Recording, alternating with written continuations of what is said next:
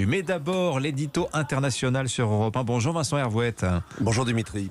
La Corée du Nord vient de tirer un missile balistique juste au-dessus du Japon. Oui, c'est le retour de Rocketman, celui dont Donald Trump se moquait à la tribune de l'ONU en 2017. Ensemble, ils ont dansé une sorte de tango nucléaire, un pas en avant, deux en arrière. Une rencontre historique à Singapour, puis une autre qui était catastrophique au Vietnam. Le flirt a tourné court, les sanctions américaines restent depuis 5 ans vigoureuses, l'arsenal nucléaire nord-coréen aussi, mais depuis 5 ans, Kim Jong-il se retenait. Ce n'est plus le cas. La semaine dernière, il a tiré des missiles balistiques pour défier un porte-avions américain qui participait à des manœuvres dans la zone, puis une autre salve pour narguer la vice-présidente Kamala Harris, venue elle aussi à Séoul. Enfin, hier, tir spectaculaire au-dessus du Japon, jamais Kim Jong-il n'avait lancé un missile aussi loin et aussi haut. Je me permets de rectifier Kim Jong-un, son fils. Pardon. Je vous en prie. Voilà, une génération de retard. Alors, en tout cas, ce tir de missile a provoqué la mise en alerte des habitants d'Hokkaido, la grande île japonaise du Nord, auquel les autorités ont ordonné de se mettre à l'abri. Oui, mais alors, le missile est passé à 970 km au-dessus de leur tête, à la vitesse folle de Mach 17. Et à cette altitude, c'est la stratosphère. Ils ne risquaient donc rien. La mise en alerte, c'est de la mise en scène, de la com, une dramatisation. L'engin s'est abîmé à 4500 km, record nord-coréen.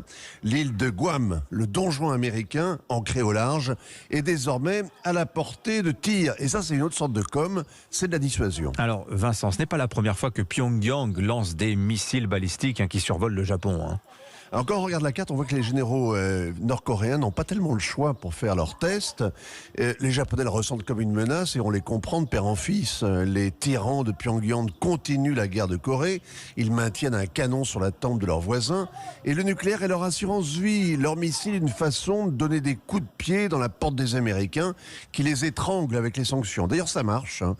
En 1998, après le premier missile, Bill Clinton avait reçu dans son bureau ovale un maréchal nord-coréen.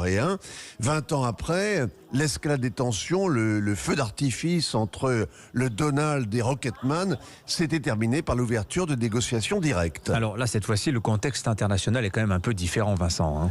Oui, en Ukraine, les Américains jouent leur crédibilité auprès de leurs alliés, ceux de l'OTAN, ceux d'Asie aussi. Le Japon a doublé le budget de sa défense. La Corée du Sud s'est lancée dans une véritable course aux armements.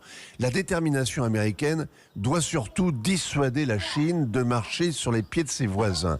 Cette nouvelle guerre froide a réveillé Rocketman, c'était couru d'avance. Elle réveille aussi les faucons américains. Il souligne que depuis 70 ans, Pyongyang fait chanter le monde parce que Washington s'est contenté d'un armistice au lieu de mener la guerre de Corée jusqu'au bout. Et à leurs yeux, il faut vaincre la Russie et ne pas se contenter de la chasser d'Ukraine. Signature Vincent Hervouette, et j'ajoute que David Expert, un nouvel essai nucléaire nord-coréen est tout à fait probable, possible dans la deuxième quinzaine d'octobre. 7h46.